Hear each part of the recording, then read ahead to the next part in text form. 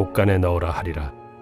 또 비유를 들어 이르시되 천국은 마치 사람이 자기 밭에 갖다 심은 겨자씨 하늘 같으니 이는 모든 씨보다 작은 것이로되 자란 후에는 풀보다 커서 나무가 되매 공중의 새들이 와서 그 가지에 깃들이느니라.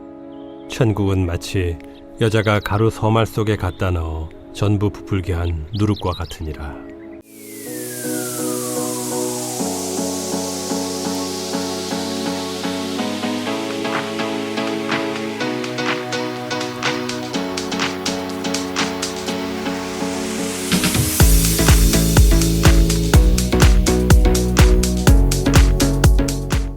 겨자씨와 누룩 비유, 하나님 나라의 나비 효과. MIT 대학의 기상학자 겸 수학자로 현대의 혼돈 이론을 창시했던 에드워드 로렌츠라는 사람이 있습니다. 1961년도에 겨울이었습니다. 그 당시 컴퓨터는 냉장고같이 크고 몇백 킬로 되는 무게였대요. 그리고 성능은 오늘날 전자계산기보다 조금 못하다고 했습니다. 그런 큰 기계를 가지고 기상 예측하는 것을 시뮬레이션을 이렇게 돌렸는데 컴퓨터가 너무 성능이 낮으니까 막 몇 시간이고 며칠이고 막 걸리는 거예요. 그런데 이 시뮬레이션을 하는 이 시간을 중간값을 이제 입력을 하면 시간을 단축한다는 사실을 알게 됐습니다. 그래서 원래 넣어야 될 중간값은 0.506127이었는데 좀 뒷자리를 날려버리고 0.506 이렇게만 컴퓨터에 입력을 했습니다. 그리고 시뮬레이션을 돌렸더니 원래 나와야 되는 이 기상 예측 데이터가 안 나오고 전혀 다른 새로운 데이터가 그냥 나와버렸다는 거예요. 그래서 그가 충격을 받았습니다. 아, 이 작은 소수점 저 뒤에 몇 개 보이지도 않는 거, 표도 안 나는 거를 없앴더니 결과가 이렇게 달라진단 말인가 하면서 그가 혼돈 이론이라는 것을 제시하게 되었습니다. 그리고 시간이 흘렀습니다. 에드워드 로렌츠가 1972년에 강연을 한번 했는데 그때 강연의 제목이 이런 것이었습니다. Does the flap of a butterfly's wings in Brazil set off a tornado in Texas? 브라질에 있는 나비 한 마리가 날개짓을 하면 텍사스에 토네이도가 일어날 수 있는가? 라는 제목의 강연인데 이것은 약간 과장된 말입니다. 실제로 브라질 나비가 날개짓 한다고 텍사스에 토네이도가 일지는 않지만 그만큼 작은 차이로 시작된 것이 결과로 가서는 엄청난 결과가 날 수도 있다라는 것을 비유적으로 이 제목을 가지고 강연을 했고 그 내용이 전파가 되면서 많은 사람들이 이제 이것을 각인하게 되었고 이 강연에 착안해서 나비 효과, 버터플라이 이펙트라는 나비 효과 이론이 퍼져나가게 되었습니다. 여러분, 나비 효과라고 들어보셨죠? 아주 작은 것이 결국에는 나중에는 엄청난 커다란 일을 나타내게 된다라고 할 때 우리가 나비 효과라고 하잖아요. 이 나비 효과만큼의 기상 이변도 이렇게 일어날 수 있는 일들이 작은 차이에서 이렇게 생길 수 있다라는 것을 그가 주장하게 되었습니다. 그래서 제가 한번 예측을 해봤습니다. 우리가 살고 있는 지금 우리가 예배를 드리고 있는 맨체스터 뉴햄프셔에서 만약에 우리 대한민국의 서울까지 걸어서 갈 수 있다고 그냥 가정을 해볼게요. 물이고 바다지만 땅이라고 치고 일자로 서울까지 걸어간다고 하면 6,800마일이 된다고 합니다. 거리가 11,000km쯤 되는데 그런데 서울을 방향으로 했는데 각도를 1도만 왼쪽이든지 오른쪽이든지 틀어지게 비슷하니까 똑같겠지 하고선 각도를 1도만 틀어지게 가면 어떻게 되냐면 어디를 도착하냐면 도착하고 보니까 평양 아니면 대전 이렇게 완전히 엉뚱한 곳에 도착하게 되는 것이 1도 차이 가지고 이렇게 차이가 많이 나는 것입니다. 그래서 이 나비 효과라는 것이 처음 시작은 작은 차이였는데 그 결과물은 엄청나게 차이가 날 때 우리가 나비 효과라고 말을 합니다. 이번에 예수님께서 천국의 특성을 설명하시는 두 가지 짧은 비유를 하시는데 이 비유는 겨자씨 비유와 누룩 비유입니다. 여러분 잘 아실 것입니다. 겨자씨 비유, 누룩 비유. 그런데 이 천국의 특성을 나타내는 두 비유는 나비 효과하고 아주 닮아 있습니다. 그러니까 시작은 아주 작은데 결과는 완전히 엄청나다는 그 효과 말이잖아요. 이 예수님이 하시는 이 두 가지 비유에 대해서 오늘 살펴보면서 천국이 어떤 특성이 있는지를 우리가 묵상할 수 있기를 바랍니다. 31절 같이 읽어보겠습니다. 시작. 또 비유를 들어 이르시되 천국은 마치 사람이 자기 밭에 갖다 심은 겨자씨 한 알 같으니. 자, 지난주에는 천국의 은밀하고도 지속적인 성장을 말해드렸습니다. 오늘은 천국의 놀라운 확장력, 원자 폭탄같이 터지면 팍! 너무나도 영향력이 큰 것에 대해서 오늘 말씀해 주고 계십니다. 천국은 마치 무엇과 같냐면 사람이 밭에 겨자씨 하나를 심은 거와 같대요. 겨자씨가 얼마나인지 한번 보여드릴게요. 콕딱지보다도 더 작아. 사람 콕딱지도 저거보다 크잖아요. 진짜 너무너무 작은 게 겨자씨입니다. 그런데 천국의 시작은 이 겨자씨 하나와 같고 이것을 밭에 심은 것과 같대요. 이게 무슨 말인가 하는데 2000년 전에 이스라엘 사람에게 겨자씨는 어떤 의미냐면 세상에서 가장 작은 것을 이스라엘 사람들은 겨자씨만 하다라고 얘기했대요. 우리 한국 사람들은 제일 작은 걸 뭐라고 하죠?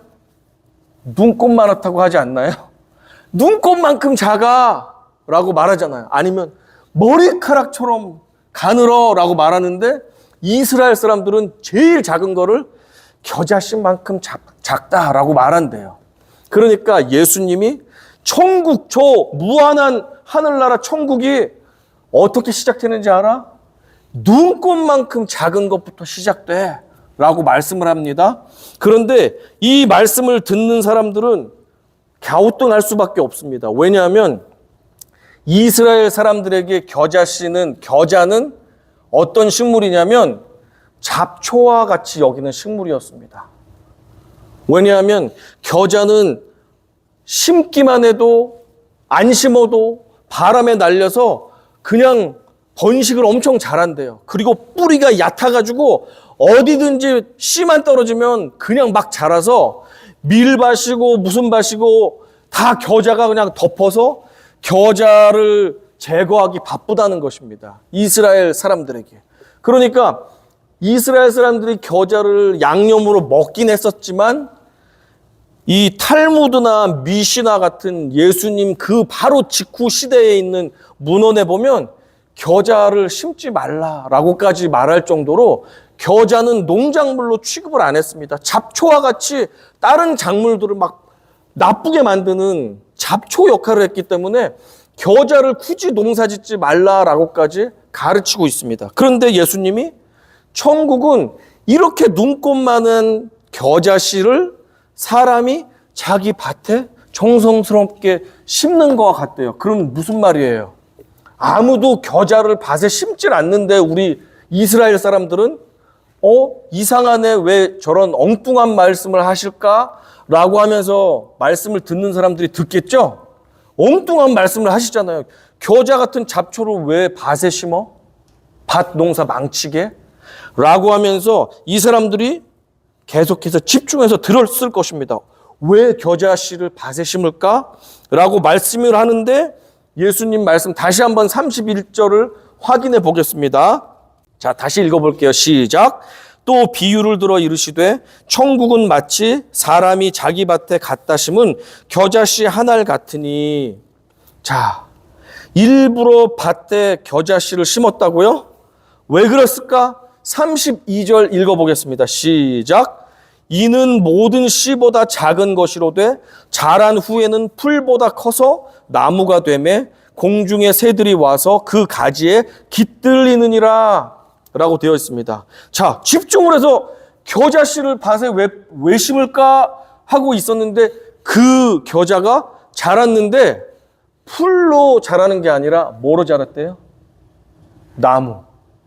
말이 돼요? 풀떼기가 심었는데 가서 아름드리 나무가 됐대요. 그러니까 사람들이 이게 무슨 말이야? 말이 안 되는 말이잖아요. 계속 고개를 흔들고 있었겠죠? 이스라엘에 있는 겨자 식물을 보여드릴게요. 겨자가 꽃이 피면 이렇게 됩니다. 겨자는 풀인데 어떻게 나무가 될까라고 하면서 어떻게 나무가 돼서 새들이 거기에 앉아서 둥지도 틀고 지저귀고 놀고 쉬고 사람들이 그 나물 그늘 안에서 어떻게 쉼을 얻지? 겨자는 잡초풀에 불과한데 라고 생각하는데 하나 둘 깨닫기 시작합니다. 나무 사진도 보여주십시오. 나무가 된다는 거예요. 겨자가. 이게 말이 안 되잖아요. 이게 현실적이지 않잖아요. 그런데 곰곰이 생각하는 사람들은 하나둘 깨닫기 시작합니다. 아, 천국은 마치 하나님 아버지가 하찮은 겨자씨, 우리와 같은 하찮은 인생을 택하셔서 자신의 정원에 정성스럽게 심어서 자라게 하고 가꾸어서 이게 자랐는데 보기 흉한 풀로 자라는 것이 아니라 백향목과 같은 아름드리 나무로 자라서 많은 사람들, 동물들에게 유익을 주는 존재가 되는 게 천국이구나 라는 것을 사람들이, 귀가 있는 사람들은 듣고 깨닫기 시작했습니다. 이 아이러니를 예수님을 받아들이지 않는 사람들은 에이 말도 안 돼. 저 가짜 선생님이네. 엉터리네 엉터리. 농사도 안 지어봤나? 하면서 믿지 않는 사람들은 못 알아듣게 하는 것이 비유잖아요. 그런데 예수를 받아들이는 사람들은 그래, 나같이 잡초 같은 인생, 하찮은 인생, 어디 쓸모없는 나 같은 겨자씨 같은 나를 하나님께서 택하셔서 당신의 정원에 심어서 물을 주고 거름을 주어서 무럭무럭 자라게 되니 나는 잡초로 자라는 인생이 아니라 아름드리 나무 인생으로 자라는구나. 하나님이 천국을 이와 같다고 하시는구나. 나도 천국에 들어가야 되겠다. 나도 예수 믿고 잡초 인생이 아니라 백향목 인생으로 살아야 되겠다. 라고 하면서 이 비유를 듣는 사람들이 깨달음을 얻었습니다. 천국에 가야 되겠다.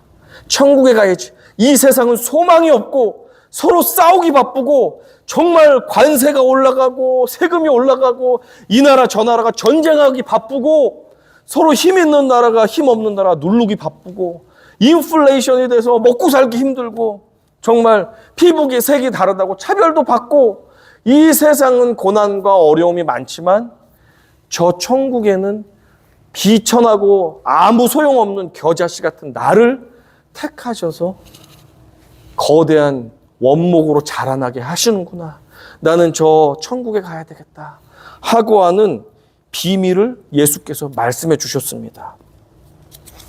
자, 두 번째 같은 원리로 예수님이 또 한 절 말씀해 주시는데 33절입니다. 시작. 또 비유로 말씀하시되 천국은 마치 여자가 가루 소말 속에 갖다 넣어 전부 부풀게 한 누룩과 같으니. 한 주부가 이제 이 비유에 등장합니다. 이 주부는 주방에서 열심히 밀가루 반죽을 하고 있습니다. 그런데 그 양이 얼마냐 했더니 한국 성경은 번역을 해서 나왔는데 영어 성경에는 번역을 안 했더라고요. 그런데 헬라어 원어를 보면 3개의 사톤이라고 되어 있습니다. 사톤 3개라고 되어 있고 이 사톤은 구약에서는 세아라는 단위를 쓰는데 한국말로는 말이라고 번역을 했습니다. 이 세 말이 학자들에 의하면 얼만큼 양이 되냐면 29파운드에서 44파운드 정도 된다. 그게 13kg에서 20kg이래요.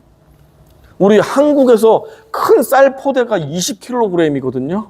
그러니까 얼마나 많습니까? 그 양이면 100명에서 150명을 먹일 수 있는 양이래요. 그러니까 이 여인이 예수님이 지금 헬라어로 지금 신약 성경을 말씀하실 때 새 사톤이라고 말씀하셨는데 그 양이 100명, 150명이 배불리 먹을 수 있는 양을 지금 이 여자가 반죽을 하고 있다는 것입니다. 그 당시 마을이 적었기 때문에, 사이즈가 작았기 때문에 100명, 150명이면 온 마을 사람들이 다 먹는 양을 이 아줌마 한 명이 열심히 반죽을 하는 거예요. 사람들이 들을 때, 이 여자 혼자 마을 잔치를 하나? 혼자 마을 잔치를 한다고 해보세요. 할 수 있겠어요? 신경질 나서 못하지? 막 국수 삶고, 막 김치 막 자르고, 그릇하고 하면 혼자 어떻게 합니까? 그런데 이 여인은 즐겁게 반죽을 해서 마을 잔치를 하는지 결혼식을 하는지 모르겠는데 그 빵을 만들고 있습니다. 그때 누룩을 넣었다라고 되어 있는데 2000년 전으로 가면 그 당시는 오늘날 같이 효모를, 이스트를 이렇게 가루 형태로 팔질 않아서 2000년 전에는 자기가 이제 누군가 하여튼 부풀러 오르는 효모를 발견했잖아요. 그래서 누룩을 발견해서 이렇게 반죽을 한 다음에 요리를 하고 일부분을 떼어 놓습니다. 그러면 걔가 마치 요구르트 만들 때 만들어 놓은 요구르트를 넣어서 우유에 넣어서 발효를 시키면 되잖아요. 그와 마찬가지로 그 발효균이 있는 이 반죽을 일부 남겨놓고 요리를 해서 먹습니다. 그리고 이 일부 남겨놓은 이것이 발효된 누룩이잖아요. 그것을 새 밀가루 반죽할 때 넣고 같이 주물르면 얘가 시간이 되면 발효가 된다. 2000년 전에 이렇게 했대요. 효모 제품이 없었기 때문에 이전에 했던 발효된 이 떡반죽을 가지고 넣어서 같이 했대요. 이것이 부풀러서 많은 사람이 먹게 되는 이 장면을 예수님께서 비유로 말씀해 주셨습니다. 자, 이 두 비유를 들으면 똑같은 원리인데 이 비유를 보면 어떻습니까? 그 시작은 미약한 작은 것에서 시작합니다. 겨자씨같이 작습니다. 이 누룩이 들어있는 밀 반죽은 기껏해야 요만큼밖에 안 됩니다. 그러나 이것을 온 마을 사람들이 먹을 수 있게 반죽을 해서 섞어서 주물르면 어떻게 됩니까? 부풀러서 정말 동네 잔치를 할 수 있게끔 많은 사람들이 배불리 먹게 된다. 천국의 원리는 이와 같다. 시작은 미약하지만 이것의 결국 끝은 엄청나게 크다라는 것이 천국의 특징이 되겠습니다. 그러니까 나비 효과라고 말해도 정말 손색이 없겠죠. 시작은 아주 미약하지만 결국에는 완전히 창대하게 되는 것이 바로 천국입니다. 이런 하나님 나라의 나비 효과는 성경에 보면 엄청 많이 등장하고 있습니다. 몇 가지만 제가 말씀드리겠습니다. 이스라엘 백성들은 다 이집트 노예로 살고 있었잖아요. 그런데 모세의 엄마 요게벳이 아이를 죽일 수가 없는 거예요. 남자아이는 낳는 즉시 다 죽여라. 안 그러면 가문을 다 죽여버리겠다라고 바로 왕이 선전포고 명령을 했습니다. 그러니까 아이를 없애야 되는데 생명을 어떻게 없앱니까? 어떻게 숨기고 울면 입도 막고 하면서 어떻게 버텼는데 3달 이상을 버틸 수가 없는 거예요. 어떡하지 하다가 하나님께 이 아이를 맡깁니다. 하나님, 좀 이 아이를 책임져 주세요. 구원해 주세요. 눈물을 흘리며 갈대로 상자를 만들어서 코팅을 해서 역청을 해서 물이 안 새게 해서 나일강에 아이를 흘려보냅니다. 하나님, 이 아이를 책임져 주세요. 주님이 책임져 주실 것을 믿습니다 하는 작은 믿음을 가지고 나일강 악어도 있고 뒤집혀서 이 바구니에 물이 새면 애는 죽는 거 아니에요. 이집트 군사가 야, 히브리 아이다, 죽여라. 푹 물에 집어넣으면 그냥 죽는 거 아니에요. 그 아이를 하나님께 완전히 맡겨드렸습니다. 그런데 결과 어떻게 됐습니까? 바로의 딸 공주가 이 아이를 불쌍히 여겨서 자기 아이로 양자로 삼고 이 아이 모세는 이집트의 왕자가 됐습니다. 그리고 살인자가 돼서 쫓겨났다가 결국엔 하나님의 부르심을 받고 고통 가운데 있는 이스라엘 백성들을 다 구원하는 구원자로 쓰임받게 되었습니다. 이것이 하나님 나라의 나비 효과입니다. 미약한 애, 죽을 수밖에 없는 애가 결국엔 온 동족들을 다 살리는 나비 효과를 일으켰습니다. 사울 왕 시대에는 늘 블레셋하고 갈등이 있고 맨날 블레셋에게 얻어맞고 나라 뺏기고 땅 뺏기고 곡식 뺏기고 고난이 많던 시대였는데 그날도 다윗의 형들은 다 전쟁터에 나가서 블레셋하고 대치하고 있었습니다. 아버지께서 다윗에게 말했습니다. 형들이 잘 있는지 도시락을 싸서 보낼 테니까 갔다 오너라.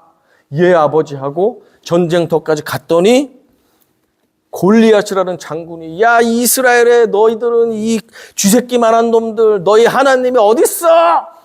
나와보라고 해. 너 하나님 있으면 나하고 싸워. 그렇게 전지전능하다면서 하면서 으름장을 놓고 우리 하나님을 조롱하고 모욕하는데 사울 왕부터 시작해서 장군들부터 시작해서 아무도 찍소리를 못하는 거예요. 골리앗 보니까 어때요? 키가 거의 3m쯤 되고 무시무시해서 그냥 밟히면 죽을 것 같고 감히 하나님이 조롱받든 뭐하든 나서는 사람이 없었는데 다윗이 하나님이 조롱받는 것을 참지 못하고 용기 있게 나왔습니다. 그래서 조롱하는 골리앗 앞에서 이렇게 말했습니다. 다윗이 블레셋 사람에게 이르되 너는 칼과 창과 단창으로 내게 나아오거니와 나는 만군의 여호와의 이름 곧 내가 모욕하는 이스라엘 군대의 하나님의 이름으로 내게 나아가노라. 다 겁내고 있는데 다윗이 겨자씨만한 믿음을 가지고 일어났습니다. 그리고 돌멩이 몇 개 주워가지고 휑휑휑 돌리니까 골리앗이 야, 꼬마가 뭐하냐 하는데 꼬마한테 돌에 맞아서 그 자리에서 쓰러져 이스라엘이 승리하게 되는 역사 보십시오. 시작은 미약하지만 하나님께서 나와 함께 하실 것이라는 그 겨자씨만한 그 믿음의 시작이 결과 어떻게 됐어요? 군대를 살리고 나라를 살리는 그 나비 효과가 일어나게 되었습니다. 다윗은 결국엔 이스라엘을 통일하는 왕이 되었고 이스라엘 전체 왕 중에 가장 존경받는, 그래서 하나님께서도 이 다윗은 내 마음에 합한 자고 내가 기뻐하는 자라고 유일하게 다윗만을 칭찬하는 그런 위대한 왕이 될 수 있었습니다. 모압에 이민을 간 나옴이라는 아줌마 늙은 여인이 있었습니다. 그 남편과 두 아들이 있었는데 모압이라는 타지에서 다 죽었어요. 그리고 홀로 과부가 되었는데 아들들에게는 두 부인이 있어서 며느리가 둘이 있었는데 다 외국 여인입니다. 모압 여인입니다. 그런데 한 며느리는 어머니 저는 이제 새 출발하겠습니다 하고 빠이빠이 하고 어머니를 보냈습니다.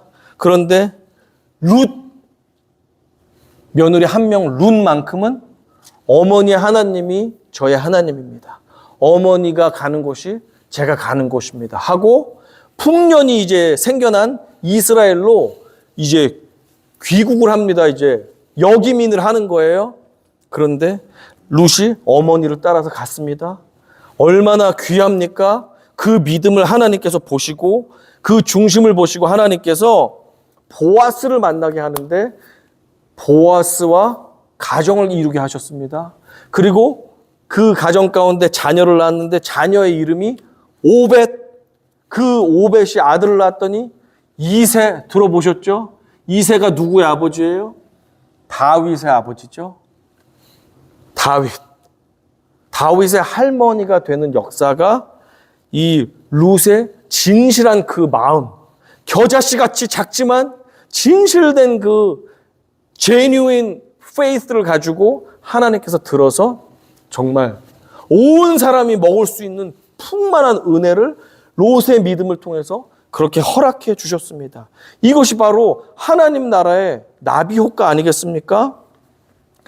10,000명에서 20,000명쯤 되는 사람들이 예수님의 말씀을 듣느라고 아멘 아멘 정말 천국의 메시지를 그냥 몇 시간이 지나가는데 진리를 막 전해주셨습니다. 놀라운 은혜를 계속 경험하고 있었는데 배가 너무 고픕니다.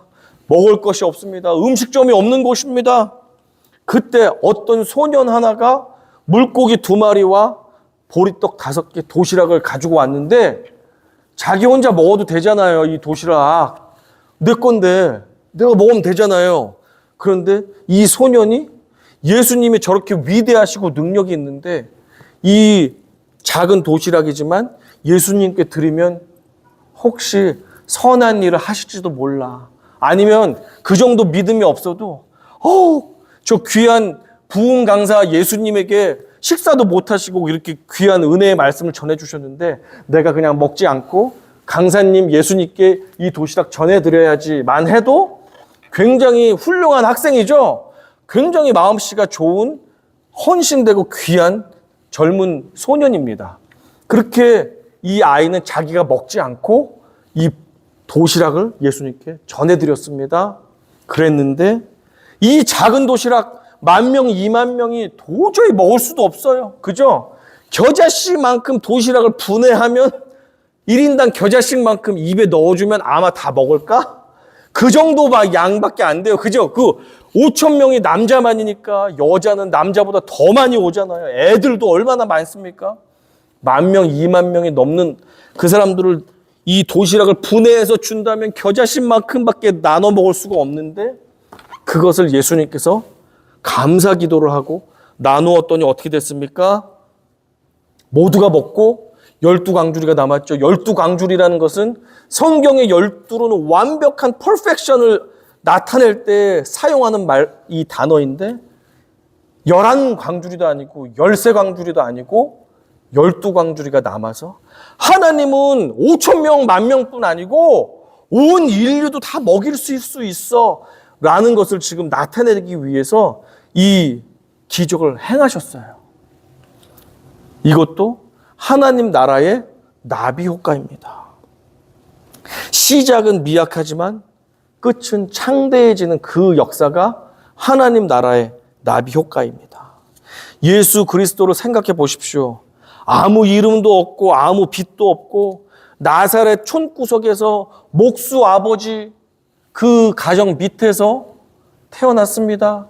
또 호적 신고하느라 멀리 원호적이 있는 곳으로 베들레헴으로 가다가 아기를 낳다 보니까 여관도 없고 해서 소똥 냄새 나고 막 더러운 그 마국간 구유 위에 아기가 누워서 태어났습니다.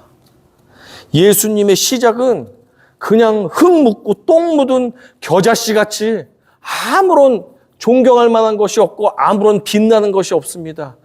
인류를 구원한 구원자의 시작은 겨자씨 같습니다. 그런데 그 시작이 겨자씨 같지만 하나님께서 들어서 하나님 일을 위해서 밭에 심었을 때 그것이 어떻게 되죠?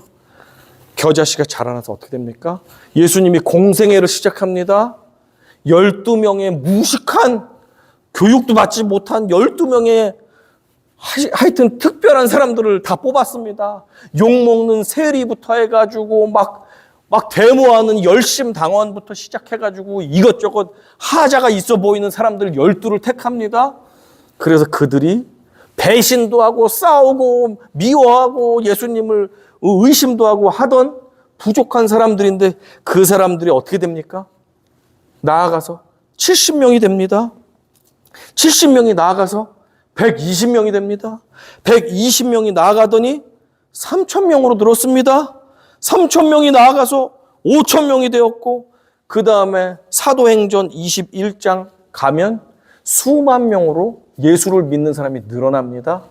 그리고 로마 시대에 예수 믿는 사람들은 이 나라에 반항하는 배신자들이라고 생각해서 때리고 학대하고 나무에 끼워서 횃불로 산 사람을 불에 태우고 사자 경기장에서 사람을 밥으로 줘가지고 뜯어먹는 것을 사람들이 보고 열광하게끔 만들고 그렇게 핍박을 하고 학대를 했는데 예수 믿는 사람들은 늘어났습니까? 줄어들었습니까? 더 늘어나서 기독교가 로마의 공식 종교로 공인되게 되었고 그 다음부터는 예수님을 믿어야지만 되는 사람들이 늘어나게 됐고 이 로마의 그 닦아놓은 길을 통해서 전 세계로 복음이 들어갔습니다. 어떻습니까? 마치 겨자씨가 그냥 놓기만 해도 잡초같이 흐트러져서 여기저기 막 번식을 하는 게 겨자씨라고 했잖아요.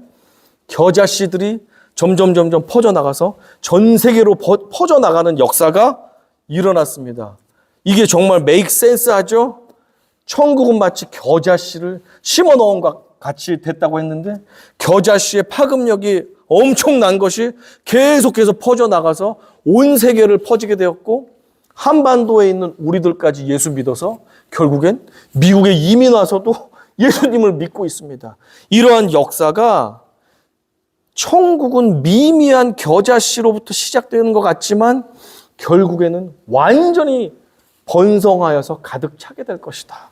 그리고 결국엔 가득 이 복음이 믿든 안 믿든 가득 차서 퍼지게 되면 그 끝날에 예수께서 다시 오시는 날 이 세상은 종말을 맞이하고 우리는 새하늘과 새 땅에 들어가게 됩니다. 그렇습니다. 이스라엘의 성지순례를 가시는 분이 가장 실망하는 것 중에 한 가지가 실제 겨자 식물을 보고 나서 실망한대요. 성경에 나온 겨자 나무 어디 있습니까? 그러면 나무를 상상하면서 이제 가이드한테 겨자 나무 어디 있습니까? 그러면 이게 겨자 나무입니다 라고 말을 하잖아요. 풀을 보고 말하면 성경을 열심히 읽었고 사모하는 그 사람일수록 실망이 크다고 합니다. 그러나 실망할 것이 없습니다. 우리같이 이 쓸모없어 보이는 이 풀떼기 같은 겨자씨 하나를 주님께서 택하셔서 당신의 하늘 정원에 심으셔서 자라게 하셨습니다. 무럭무럭 자라서 어떻게 됩니까? 많은 사람들에게 유익을 끼치고 새들이 날아와서 둥지를 틀고 그 그늘에서 쉼을 얻고 정말 이전과는 비교할 수 없는 우리들로 만들어주시는 것이 하나님 나라이기 때문에 그렇습니다. 비록 우리는 다 자란 겨자 나무가 아니기 때문에 아직도 연약하고 바람에 흔들리기도 하지만 결국에 우리의 끝은 시작은 미약하지만 결국에는 창대하게 되는 역사가 하나님이 택하시고 자라게 하시는 겨자씨와 같은 우리들을 통해서 일어나게 될 것입니다. 이 사실을 믿으시고 우리도 이제 겨자가 진짜 겨자 식물이 어떤지 정체를 알았으니까 나중에 성지순례를 가거든 실망할 필요 없습니다. 저런 풀떼기 같을 수밖에 없었던 우리들을 택하셔서 아름드리 나무로 만들어주시는 것이 하나님 나라구나. 하나님 감사합니다. 자격이 정말 없고 나무가 될 수 없는 우리들을 모든 사람들이 우러러보는 나무로 삼아주시는 그 하나님, 그것이 당신의 나라군요. 정말 감사합니다. 지금은 아직 다 자라지 못해서 부족하고 연약하지만 우리가 정말 아름드리 나무가 될 것을 확신합니다. 기대합니다. 그 날을 위해서 오늘도 힘차게 살아가겠습니다. 라는 마음으로 여러분 살아가신다면 나는 그냥 누룩덩이 같고 보잘것없지만 결국엔 우리의 결론은 확실하잖아요. 풍성하게 하나님께서 높여 사용하시고 쓰임받게 하신다는 사실을 기억하면서 우리가 담대하게 하나님을 찬양하며 감사하며 천국을 소망하시는 우리 모두가 되기를 주님의 이름으로 축원합니다. 아멘.